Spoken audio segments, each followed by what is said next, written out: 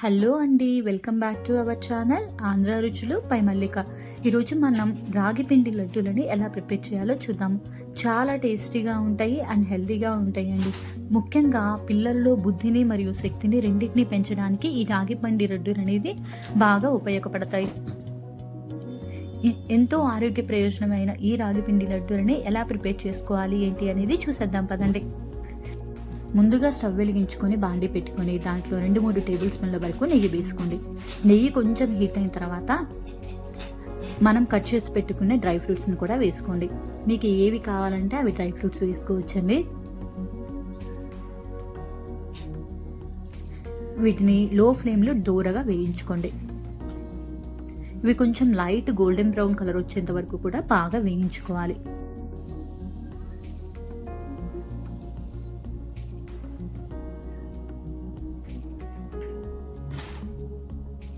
ఈ విధంగా బాగా ఫ్రై అయిన తర్వాత ఇప్పుడు వీటిని వేరే ప్లేట్లోకి తీసేసుకోండి.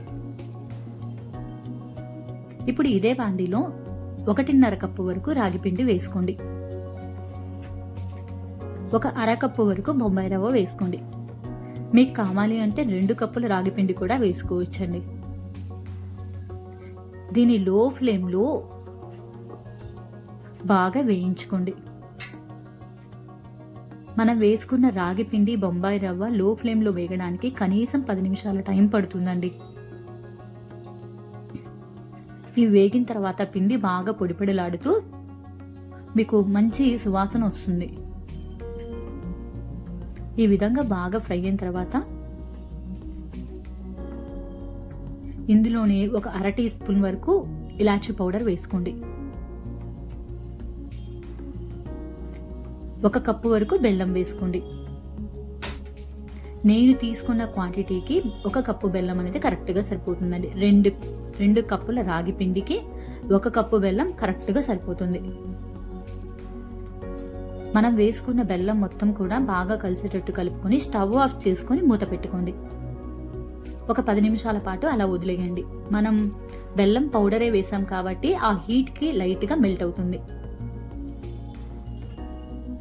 చూసారు కదా, ఈ విధంగా అయిన తర్వాత మనం వేయించుకున్న డ్రై ఫ్రూట్స్ని కూడా అందులో వేసుకోండి.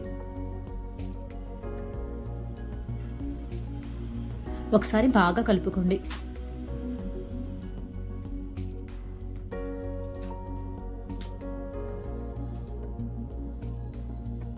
మీకు కావాలి అంటే ఇందులో కొబ్బరి తురుము కూడా వాడుకోవచ్చండి. నేనైతే వేయలేదు. ఇందులో కాచి చల్లార్చిన పాలని కొంచెంగా వేసుకోండి. కొంచెం వేసుకొని బాగా కలిసిపోయేటట్టు కలుపుకోండి. మొత్తం ఒకేసారి వేయకండి, కొంచెంగా వేసుకోండి. మనకి లడ్డు కన్సిస్టెన్సీ వచ్చేంత వరకు కూడా వేసుకోండి. ఇది పిండిలో బాగా మిక్స్ అయిపోయిన తర్వాత మరి కొంచెం వేసుకోండి. అలా మనకి కొంచెం లడ్డు చుట్టుకోవడానికి పిండి వస్తే సరిపోతుందండి.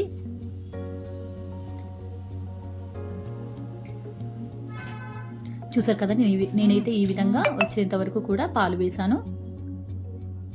ఇప్పుడు చేతికి కొంచెం నెయ్యి అప్లై చేసుకుని రౌండ్ బాల్స్ లాగా చుట్టుకోండి.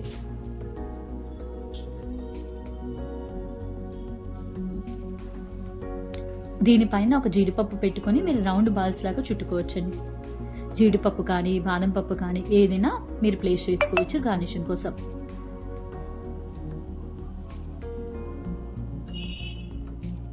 ఈ లడ్డూలు మనకి 7 నుంచి 10 రోజుల వరకు నిల్వ ఉంటాయండి. మీకు ఇంకా ఎక్కువ రోజులు కనుక నిల్వ ఉండాలంటే పాల ప్లేస్లో మీరు నెయ్యి కానీ బెల్లం పాకం కానీ వేసుకోవచ్చు. చాలా టేస్టీగా ఉంటాయి అండ్ హెల్దీ కూడా అండి. తక్కువ క్వాంటిటీ చేసుకునేటప్పుడు మీరు ఇలా చేసుకుంటే సరిపోతుంది. మీకు ఎక్కువ రోజులు నిల్వ ఉండాలి అంటే కనుక నెయ్యి వేసుకొని చేసుకుంటే చాలా టేస్టీగా ఉంటాయి. ఇలానే లడ్డూలన్నీ కూడా బాగా చుట్టుకొని ఒక ప్లేట్లోకి సర్వ్ చేసుకోండి. చాలా ఈజీగా చేసుకోవచ్చండి అండ్ టేస్ట్ కూడా చాలా బాగుంటాయి, హెల్దీ కూడా. మీరు కూడా ఒకసారి ట్రై చేసి ఎలా వచ్చినాయో కామెంట్ చేయండి. మరిన్ని ఇలాంటి హెల్దీ అండ్ టేస్టీ రెసిపీస్ కోసం మన ఛానల్ని సబ్స్క్రైబ్ చేసుకోండి. కింద ఉన్న బెల్ బటన్ని ప్రెస్ చేయండి. Thank you all for watching.